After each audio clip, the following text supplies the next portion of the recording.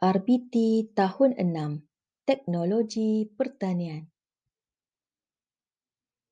Standard Pembelajaran 5.2.1 mengenal hidroponik. Di akhir pembelajaran, murid dapat mengenali apa itu hidroponik, jenis-jenis tanaman hidroponik, teknik-teknik hidroponik serta kebaikan dan kelemahan hidroponik.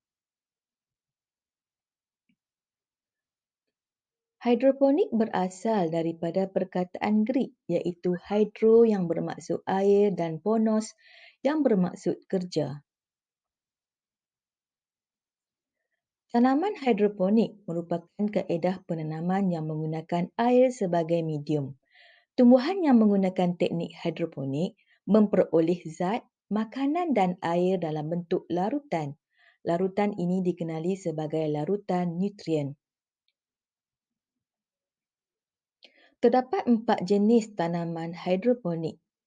Pertama, sayuran berdaun, contoh sawi, bayam dan kangkung. Kedua, sayuran berbuah, contoh timun, tomato, terung dan cili. Ketiga, tanaman hiasan berbunga, contoh bunga kekwa dan bunga matahari. Keempat, ulam-ulaman dan herba, contoh pudina, pegaga dan daun kesum.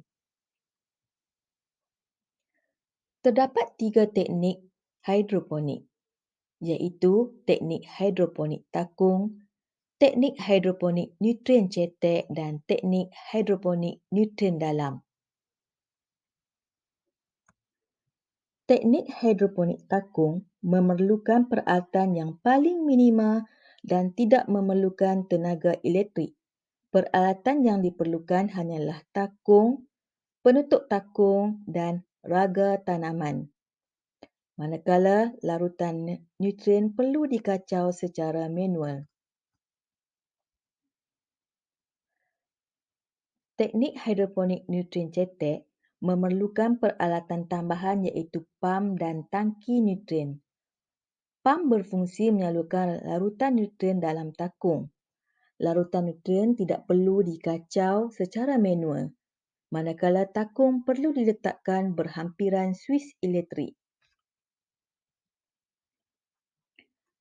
Teknik hidroponik nutrien dalam sama seperti teknik hidroponik nutrien cetek. Bezanya hanyalah paras larutan nutrien dalam takung lebih dalam berbanding teknik hidroponik nutrien cetek. Terdapat beberapa kebaikan penanaman secara hidroponik. Antaranya, penanaman boleh dilakukan di kawasan tanah yang bermasalah, kurang sumber air dan tiada saliran yang baik. Hasil pengeluaran lebih tinggi, hasil tanaman lebih berkualiti, penanaman boleh dijalankan sepanjang masa. Penanaman tidak memerlukan tenaga kerja yang banyak, penyakit tanaman dapat dikawal dengan mudah, kawalan rumpai tidak perlu dilakukan serta alatan yang digunakan mudah dipasang. Namun begitu, terdapat beberapa kelemahan penanaman secara hidroponik. Antaranya, kos permulaan yang lebih tinggi, memerlukan kemahiran sebelum seseorang itu mahu memulakan hidroponik, tidak dapat faedah daripada kelebihan aktiviti mikroorganisma di dalam tanah dan tidak semua jenis tanaman sesuai ditanam secara hidroponik.